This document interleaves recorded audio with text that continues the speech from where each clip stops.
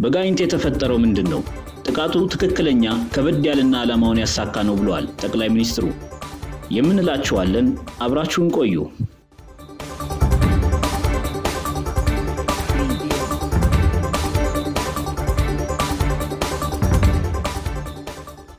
በአማራ ክልል በደቡብ ጎንደር ዞን ከታች ጋይንት ሰዴ ሙጃ እስከ ላይ ጋይንትና ጉና በጌ ምድር ወረዳዎች በስቴ ወረዳ በዋነኝነትም በግንዳ ጠመም የልጫና የጅባ ስራ በሚባሉ አካባቢዎች ዛሬ ጠዋት ጀምሮ በፋኖ ኃይሎችና በመንግስት የጸጥታ ኃይሎች መካከል ጠንከር ያለ የተኩስ ልውውጥ ሲደረግ መዋሉን የአካባቢው ነዋሪዎች ጠቁመዋል። ከዚህ በተጨማሪ በደቡብ ወሎ አምባሰል ወረዳ ንጊት 12 ሰዓት ጀምሮ ጨሳሮቢትና ድብር በሚባሉ ቦታዎች የተኩስ ልውውጥ ሲደረግ እንደዋለ የተዘገበ ሲሆን አልአይን በበኩላ በማለዳ ዘገባዋ በክልሉ ዋና ከተሞችና ዙሪያ ባሉ አካባቢዎች እየተካሄዱ ባሉ ከባድ ውጊያዎች ንጹሃን ምን ያህል ከጥቃት ተጠብቀዋል ስትል የዘገበች ሲሆን በዚህ ዘገባዋም ለደህንነታቸው በመስጋት ስማቸው እንዳይጠቀስ የፈለጉ የላሊበላ ከተማ ነዋሪ እንዳሉ ከተማዋን ጨምሮ በዙሪያው ባሉ ቦታዎች እየተካሄደ ያለው ነገር የቀድሞውን አስተዳደር የሚያስናፍቅ ነው ብለዋል። ሰው በሰላም አድሮ በሰላም መገናኘት ብርቅ የሆነበት ወቅት ነው። የኑሮ ውድነቱ አያንቀሳቅስም። ህዝቡ ስነ ልቦናው ላሽቋል።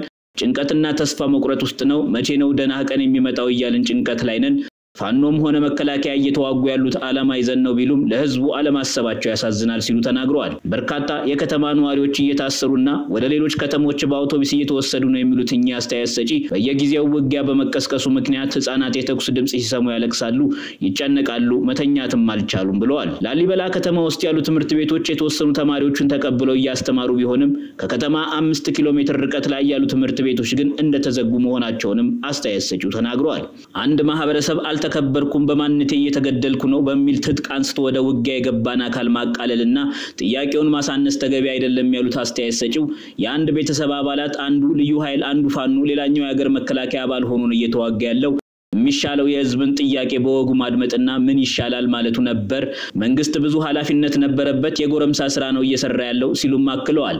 አስተያየት ሰጪው አክለውም ላሊበላ ከተማ በጎብኚዎች ስትጨናነቅ የነበረችና በቀን እስከ 3 ጊዜና ከዛ በላይ በረራ ይደረግባት የነበረች ከተማ አሁን ላይ በጦርነቱ ምክንያት ሙሉ ለሙሉ ጎብኚዎች መምጣት ካለመቻላቸው ባለፈ ባለ ሆቴሎች እየለቀቁ ወደ ሌሎች ከተሞች እየተሰደዱ መሆናቸውን ተናግረዋል። ስራ መጥፋቱ እስርና ድብደባ የተለመደ ቢሆን ማንነታቸው ባልታወቁ ሰዎች የሚፈጸመው እገታ አሳሳቢ ሆኗል ያሉት ደግሞ ሌላኛው አስተያየት ሰጪ የባህር ዳር ከተማ ነዋሪ ናቸው።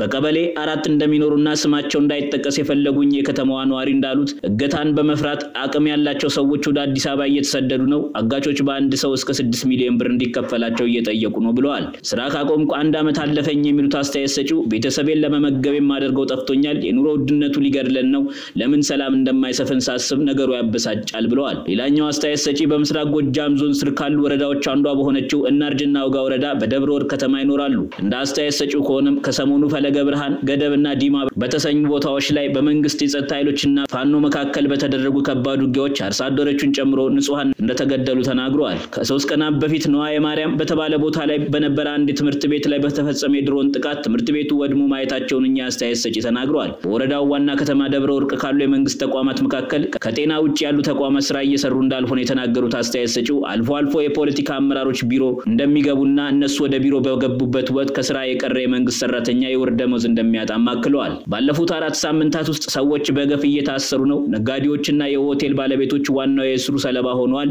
የሚሉት እኛ አስተያየት ሰጪ የታሰሩ ሰዎች ወደ ዳንግላ ከተማ እንደተወሰዱም ተናግረዋል።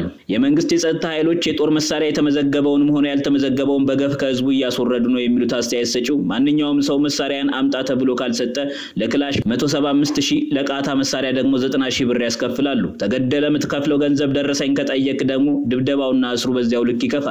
ቂም ያለበት ሰው ከተቆመበት ይያዛል አለው የተባልከውን መሳሪያ ዋጋ ክፈል ይሉሃል ሲሉም ተናግረዋል። አስተያየት ሰጪው አክለውም በህይወት መኖር ከባድ ሆናል፣ የአብዛኛው ሰው ፍላጎት ነው፣ ሌላ ቅንጦት ነው። ማንኛውም ሰው ቀንም ሌሊትም ቤት ውስጥ ነው። ከዛሬ ነገ የሆነ ሰው ጠቆመብን፣ በተባራሪ ጥይት ተመታን፣ ታፍሰን ብለን በሰቆቃን የምንኖረው ብለዋል። ከመስቀል በዓል በኋላ ጀምሮ የመንግስት የጸጥታ ኃይሎች ንግዳቸውን በሰላም ሲሰሩ የነበሩና የቀን ሰራተኞችን ሳይቀር ፋኖን ትረዳላችሁ እያሉ በጅምላ እያሰሩ ነው ያሉት ደግሞ ሌላኛው የሸዋሮቢት ከተማ ነዋሪ ናቸው። እስሩ ከነዋሪዎች ባለፈም የመንግስት ተሿሚዎችን የሚያካተተ እንደሆነ የሚናገሩት አስተያየት ሰጪው የታሰሩ ሰዎች በሰሜን ሸዋና አጎራባች ከሆኑት ዞኖች ስር ካሉ ወረዳዎችና ከተሞች ወደ ሸዋሮቢት በመምጣት መታሰራቸውንም ከነዋሪው ተሰምቷል። የክልሉ መንግስት ከነዋሪዎች ለተነሱት ጥያቄዎች ያለውን ምላሽ ለማካተት ያደረግነው ጥረት አልተሳካም ትላለች አልአይን በዘገባዋ። የኢትዮጵያ ሰብአዊ መብት ኮሚሽን ከሰሞኑ ባወጣው ተከታታይ ሪፖርቶች በአማራ ክልል ንጹሃን ከጥቃት እየተጠበቁ እንዳልሆነና ምሁራን ጨምሮ ሰዎች በጅምላ እየታሰሩ እንደሆነ ተገልጿል። ከዚህ በተጨማሪም በክልሉ ያሉ የሙያ ማህበራት በጸጥታ ችግሮች ምክንያት ስራቸው ከመስተጓጎሉ ባለፈ የባለሙያዎች እስርና ሌሎች ጉዳቶች እየደረሱባቸው መሆኑን አስታውቀዋል። የአማራ ክልል ዳኞች ማህበር ለአላይን እንዳለው በክልሉ ያለው የደህንነት ችግር ዳኞች በነጻነት ስራቸው እንዳይሰሩ እክል መፍጠሩን ገልጾ ባለፉት ቀናት ውስጥ 13 ዳኞች ታስረውብኛል ብሏል። ከታሰሩት ውስጥ 4 ዳኞች ከእስር መለቀቃቸውን የተናገረው ማህበሩ ቀሪና በእስር ላይ ያሉ ዳኞች እንዲለቀቁም ጥሪ አቅርቧል። የአማራ ክልል ጤና ባለሙያዎች ማህበር በኩሉ የጤና ባለሙያዎች በክልሉ በቀጠለው ጦርነት ምክንያት ለግድያ ለተለያዩ እንግልቶች መዳረጋቸውን አስታውቋል።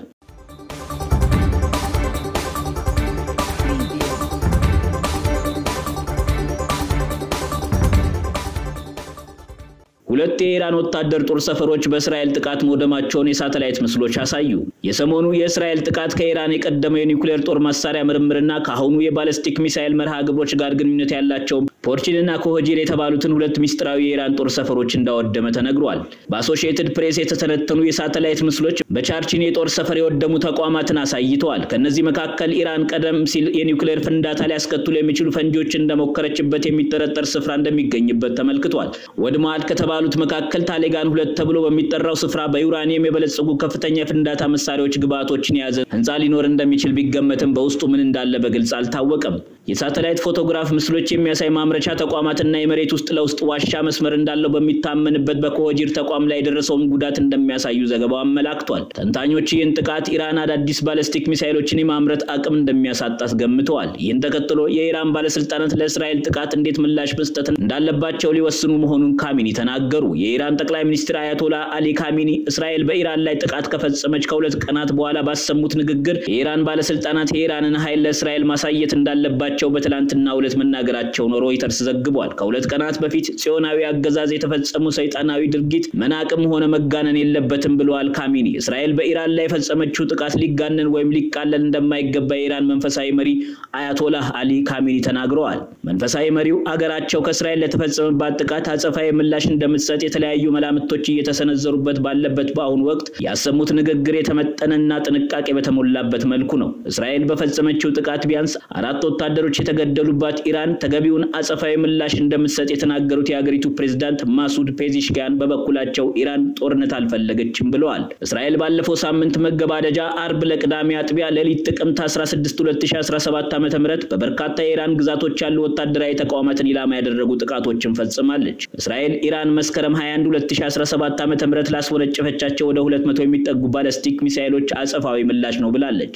እስራኤል የፈጸመችው ጥቃት የኢራንን የአየር መከላከያና የሚሳኤል ማምረቻ ስርዓቶችን ማሽመድመድ ችላለች ሲሉ ጠቅላይ ሚኒስትር ቤንያሚን ኔታንያሁ ተናግረዋል። ጥቃቶቹ የኢራንን የመከላከል አቅምና ሚሳኤል የማምረት ብቃትን በእጅጉ የጎዳ ነው ብለዋል። በጋዛ ላይ የተቀናጀና የማያባራ ጥቃት እየፈጸሙ ያሉት ኔታንያሁ ጥቃቱ ትክክለኛ ከበድ ያለና ኢላማውን ያሳከነው ብለውታል። ገዢው አካል አንድ ቀላል መርህን ሊረዳ ይገባል። ይህ የሚጎዳንን የትኛውንም አካለኛንም እንጎዳዋለን ብለዋል። ኢራን የደረሰባትን ጥቃት ማቃለሏን ምንጮች የገለጹ ሲሆን አብዛኞቹ ሚሳኤሎች መምከናቸውን እንዲሁም መክሸፍ ያልቻሉት በአየር መከላከያ ስርዓቶች ላይ የተገደበ ጉዳት ብቻ አድርሰዋል ብለዋል። የኢራን መንፈሳዊ መሪ ከጥቃቱ በኋላ ለመጀመሪያ ጊዜ ባስተላለፉት መልእክት የኢራን ህዝብና መንግስትን ስልጣን ባማከለ መልኩ እንዲሁም የሀገሪቱን ጥቅም የሚያስጠብቁ እርምጃዎችን በእስራኤል ላይ መውሰድ የባለስልጣናቱ ፈንታ ነው ብለዋል። ፕሬዝዳንት ፔዚሽኪያንም በምክር ቤቱ ስብሰባ ላይ የመንፈሳዊ መሪውን ንግግር ያስተጋቡ ሲሆን ጦርነት አንፈልግም፣ ነገር ግን የሀገራችንና የህዝባችንን መብት እናስከብራለን ብለዋል። እስራኤል በኢራን ላይ የፈጸመቻቸው ጥቃቶች ከተጠበቀው በላይ የተገደቡ እንደነበሩ ተገልጿል። አሜሪካ የኢራን የነዳጅና የኒውክሌር ተቋማት እንዳትመታ በአጋሯ እስራኤል ላይ በይፋ ጫና ያደረገች ሲሆን እነዚህን ጥቃቶች ይህንን መመሪያ ቴል አቪቭ ማክበሯን ያሳያል ተብሏል። ኢራን እስራኤል ልትፈጽማቸው ስላቀደቻቸው ጥቃቶች ከሰዓታት በፊት ፍንጭ አግኝታለች ሲሉ የውጭ ጉዳይ ሚኒስትሩ እሁድ ዕለት ተናግረውም ነበር። በዚያች ምሽት ጥቃት ሊፈጸም እንደሚችል ጥቆማዎች ደርሶን ነበር ሲሉ አባስ አራግቺ ለጋዜጠኞች ተናግረዋል። ምዕራባውያን በመካከለኛው ምስራቅ አገራት መካከል ያለውን ግጭት ወደ ሁለንተናዊ ጦርነት ሊያመራ ይችላል በሚል ስጋት ኢራን ምላሽ እንዳትሰጥ አሳስበዋል። የኢራን መገናኛ ብዙሃንም ከጥቃቱ በኋላ የህዝቡ እንቅስቃሴ በተለመደ መልኩ መቀጠሉንና የደረሰውም ጉዳት ውስንነት ነበረው በሚል መልኩ ዘገባዎችን አስተላልፈዋል። ባለፈው ቅዳሜ የአሜሪካው ፕሬዝዳንት ጆ ባይደን በመካከለኛው ምስራቅ አጠቃላይ ጦርነት ያስነሳል ተብሎ የተፈራው ውጥረት እንዳይባባስ ጥሪ ሲያደርጉ ኢራን የእስራኤል ጥቃት ያስከተለው ጉዳት አነስተኛ ነው ስትል አጣጥላው ነበር። የእስራኤል ጦር እንደገለጸው ቅዳሜ ማለዳ የእስራኤል አየር ኃይል በቴህራን አቅራቢያ በሚገኙ የሚሳኤል ፋብሪካዎችና ሌሎች ቦታዎች እንዲሁም በምዕራብ ኢራን በሶስት ዙር ከባድ ጥቃት አድርሷል። ካሚኒ ኢራን ለእስራኤል ኃይሏን ማሳየት እንዳለባትና እንዴት ይሁን የሚለው በባለስልጣናት እንደሚወሰንም ተናግረዋል። እስራኤል በቴህራን ላይ ጥቃት የፈጸመችው በ180 ሚሳኤሎች ጥቃት የፈጸመችባትን ኢራንን ለመበቀል ነው። ኢራን ባለፈው ጥቅምት 1 በእስራኤል ላይ በ6 ወራት ውስጥ ለሁለተኛ ጊዜ ቀጥተኛ ጥቃት ያደረሰችው የእስራኤልን የሊባኖስ ወረራና የሂዝቦላ መሪ ነስረላህን ግድያ ለመበቀል ነበር። ኢራን እስራኤል ያደረሰችባትን ጥቃት ቀላል ነው ብላ ብታጣጥልም ለእስራኤል ጥቃት ምላሽ እንደሚያስፈልገው ገለጸች ነው። የሁለቱ ሀገራት ጥቃት መመላለስ አዙሪት የእስራኤልን አጋሯን አሜሪካንና ኢራንን ወደ ቀጥተኛ ቀጠናዊ ግጭት ሊያስገባቸው ይችላል የሚል ስጋት ተፈጥሯል።